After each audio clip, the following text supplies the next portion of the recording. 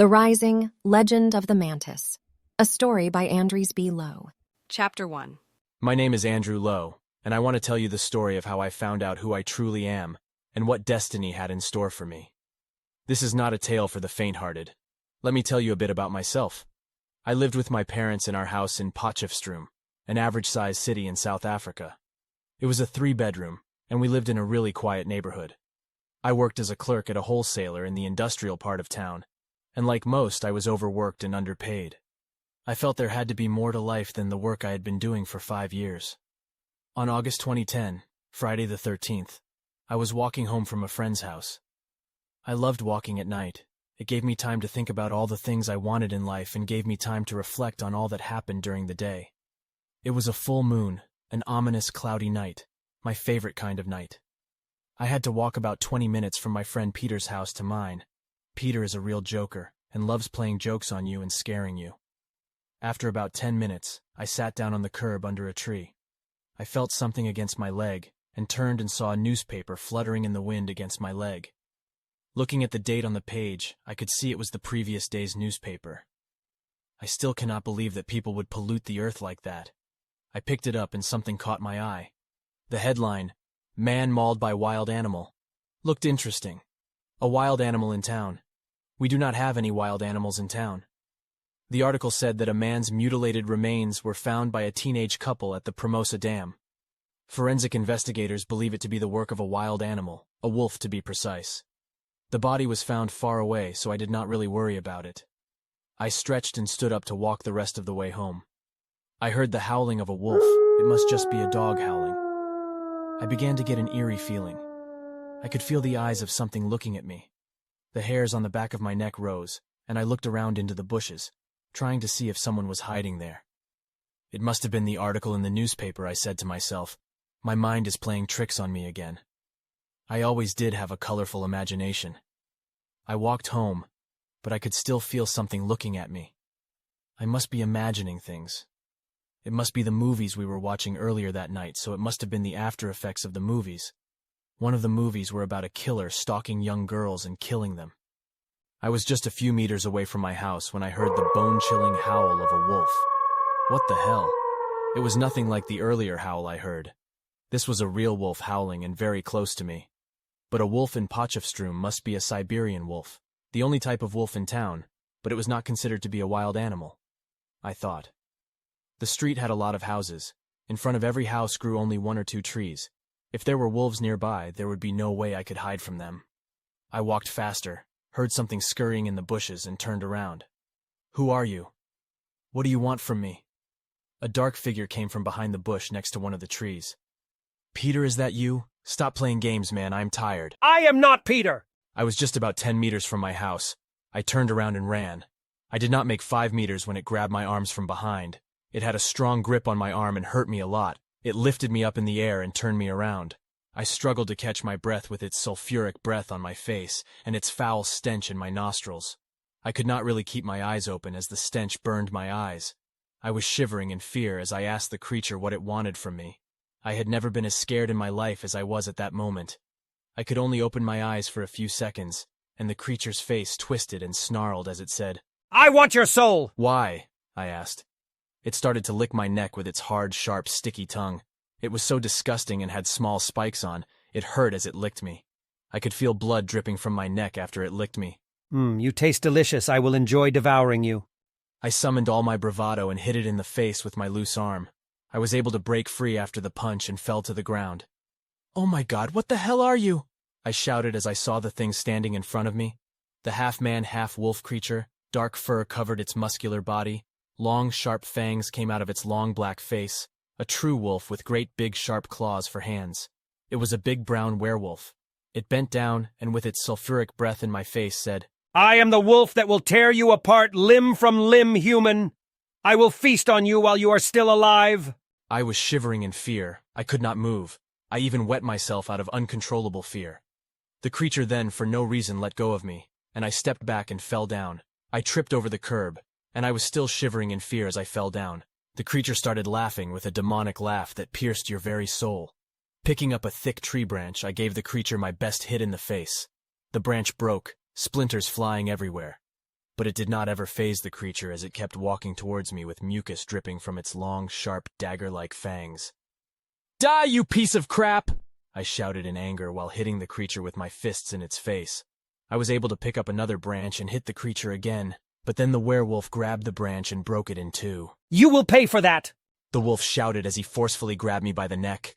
I could feel my neck cracking under the creature's strong hands. I could not breathe and was gasping for air. I could not take it anymore, and with my last bit of power, I shouted at the creature. "I hope you choke on me, you piece of crap!" He laughed at me, and then he dropped me and turned from a wolf into a muscular black man with blonde hair and blue eyes. "Thank you." "What are you talking about?" "You have proven yourself to me." He asked me if we could go and talk somewhere private. There were a lot of things he needed to tell me before the morning came. I told him that we were in front of my house and we could go in if he wanted. I did not know why, but I trusted him for some reason. For some reason, I was at peace with this creature man thing. We calmly walked on the grass while our shoes cracked the green grass until we got to the shimmering red gate. As the wolfman entered my yard, I closed the creaking red gate behind us.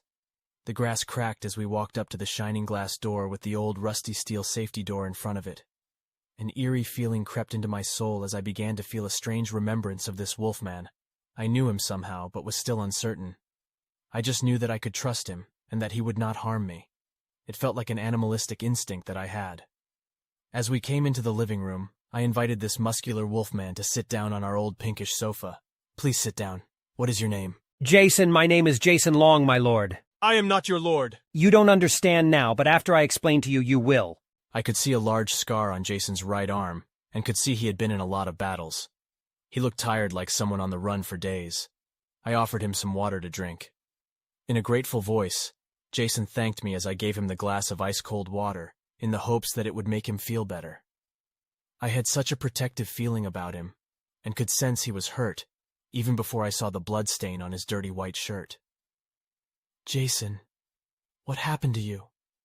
I can see the blood on your shirt. Lift up your shirt so that I can see what is going on."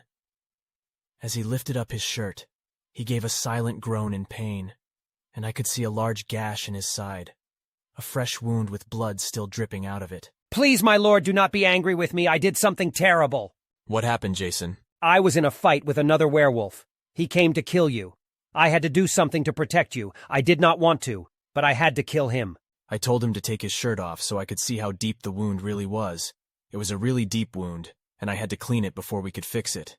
I got the antiseptic, some bandages, and sutures. I started to clean the wound and close the wound with sutures and bandaged it.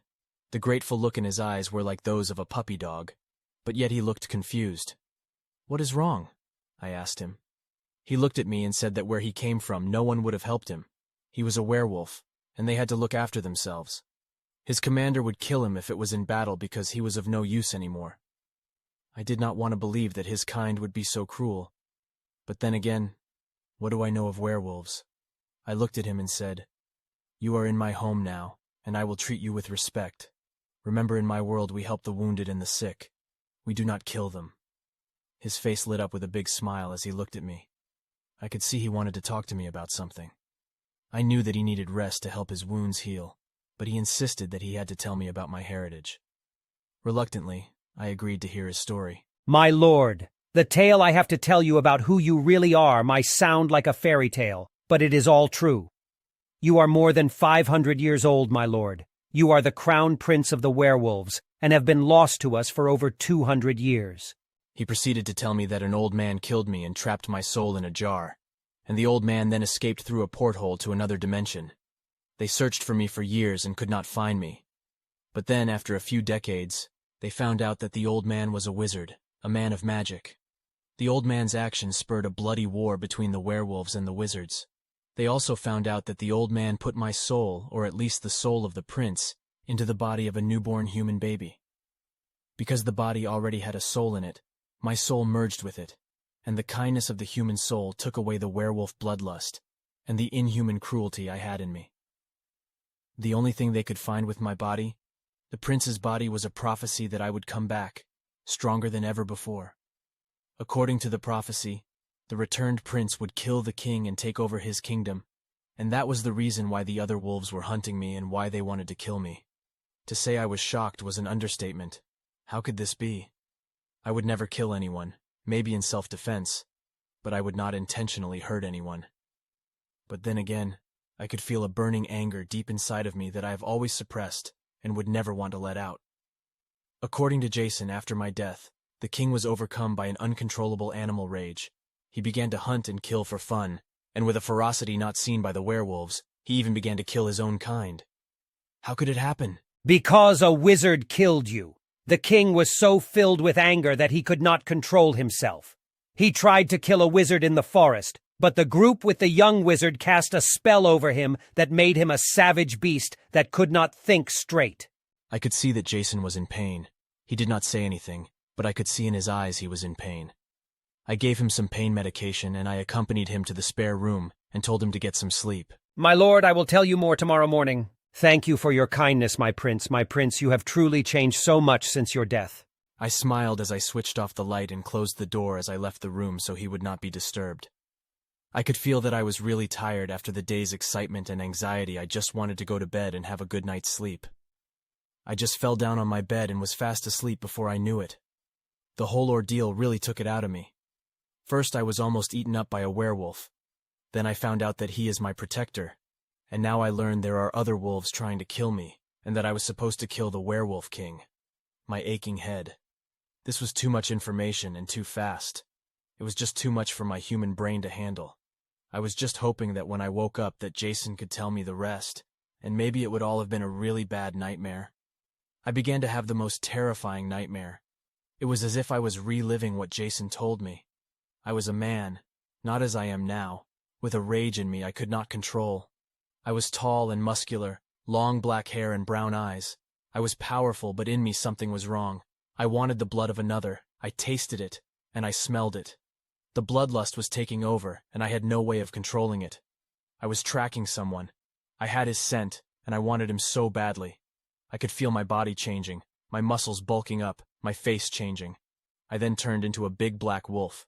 The transformation was quick but painful. I gave out a howling cry as I became a werewolf. I could not control my anger, my lust for this man's blood. I wanted to rip him apart. I began to run after the scent I picked up. My heart was racing, my blood boiling. I was enraged and I was thirsting for his blood. I could not control myself. I saw him. I saw the man I was looking for. He had a robe on, an old man. No, not a man, a powerful wizard, but I did not care. The bloodlust was still in control of me. I wanted to rip his head off and tear him apart. I wanted to feel his warm blood in my mouth. I could not control it. He did something to me, but I did not know what it was. My memories of what happened before were completely gone. I could only feel the emotions, anger and rage. I wanted revenge, but why I did not know.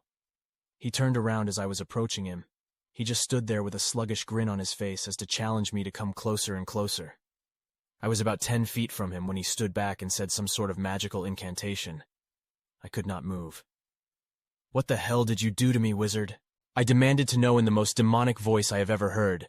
I was now even more enraged than ever before. He came closer. I tried to bite at him, but I could not reach him. I will kill you when I get loose. He came closer and opened a clay jar, some sort of ceremonial jar, but I did not really care about the jar. I wanted his blood. My head started feeling strange. I felt like I was flouting out of my body. It was as if my soul was going out of my body. "What are you doing to me?" I shouted as I snarled at him. He just looked at me, and in a kind voice said, "I'm going to teach you how to be kind, young prince. You have terrorized the people in Landaria for far too long." The jar was open. He said a magic spell again, and I could feel the life drain from me. I fell to the ground. My lifeless body was on the ground, but I was in the jar. I tried to speak. I could not. This wizard had stolen my soul, but for what purpose? With all my might, I tried to will my body to kill this wizard. I could not move at all. My body was dead. He walked for a few miles, and then stopped at 2 trees that were next to each other. The trees formed an arch, and he took out an amulet, and began to say an incantation. A porthole opened, and as we entered the porthole, a few of my fellow werewolves came running after us. They stopped at my dead body. One came after us, but before he could enter the porthole, it had closed. "You will come to me to the land of the humans, my prince. I will put your soul in a human body, and you will forget your wolf nature and be a scared human until the day you are freed by another wolf. You will learn kindness, compassion, and fear, he said to me as he walked into the porthole. What now, I thought. I did not know the fear. I am fear. I am Mandorian, the prince of the wolf people of Waldaria.